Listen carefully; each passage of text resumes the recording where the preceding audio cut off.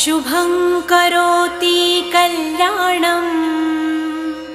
आरोग्यं धनसम्पदा शत्रुबुद्धिविनाशाय दीपज्योति नमोऽस्तुते। दिव्यादिव्यारे दीपत्कार कानी कुण्डलमोतिहार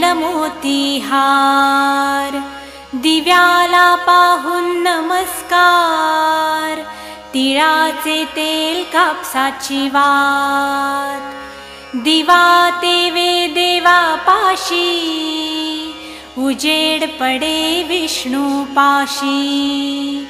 माझा नमस्कार सर्व देव देवतांपाशी ये ग लक्ष्मी बैस ग बाजे